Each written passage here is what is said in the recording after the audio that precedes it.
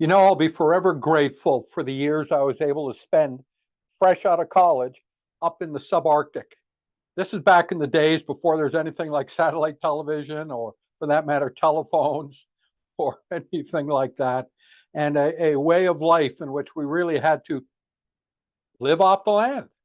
Oh, yeah, we could get some provisions in once a year from a barge across Lake Athabasca and into Stony Rapids. But from that point on, it was like, okay, let's go get our food.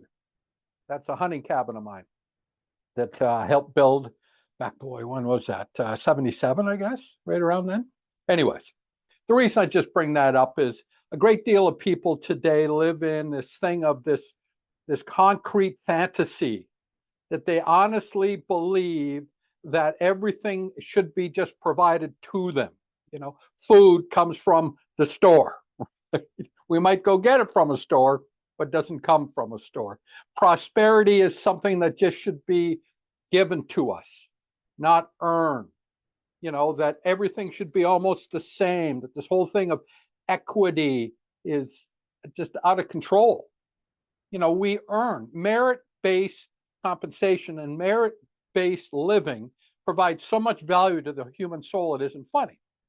But honestly, what is happening with some people is they live in this fantasy and they go, hey, tell you what, let's live in a state of equity. Let's get into this socialism, right? Let's just redistribute wealth. Everything will get better that way. Yeah, you show me one time that's ever happened. And what it does is it kills the human spirit and ingenuity. It's just right up there along with being fat.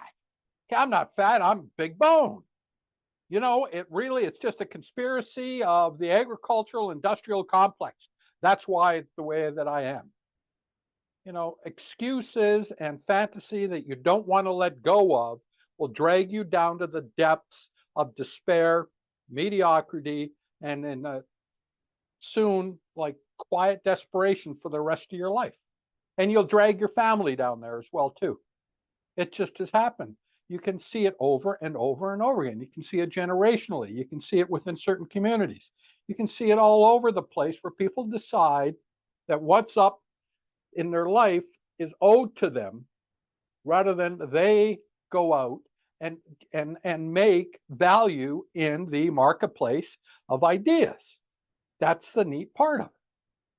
You know, so like I said, I'll be forever grateful here because I had to learn some other lessons. Fresh out of college, a couple of degrees under my belt, right? Still a competitive athlete, all sorts of things. Yeah, I still train maybe 40 to 50 miles a week at 30 and 40 below on dog trails. But the point is I didn't give up all of who I was. I just grew on top of what I was and continued to grow. And from that point on, the whole world opened up to me because of adventure like this that said, hey, you've got some living to do. And the only way you're going to do it is by determining that you are going to be responsible for your future, the state of your well being, your vigor, your vitality, your prosperity. I've always been a freedom seeker.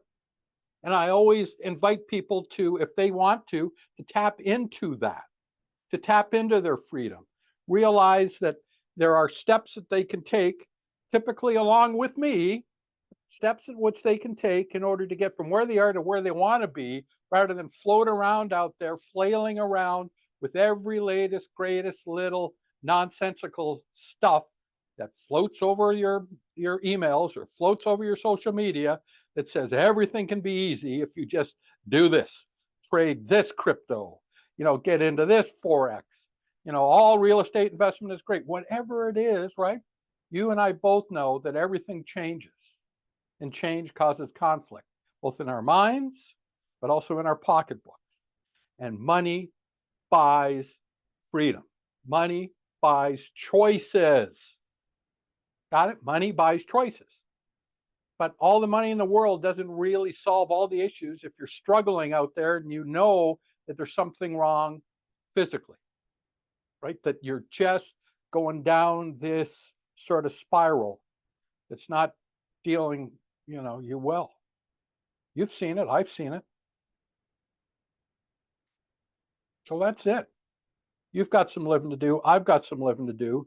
let's get on with it, right? Decide that starting today, you're going to start a pathway of doing something just a little bit different with an objective and a goal in mind.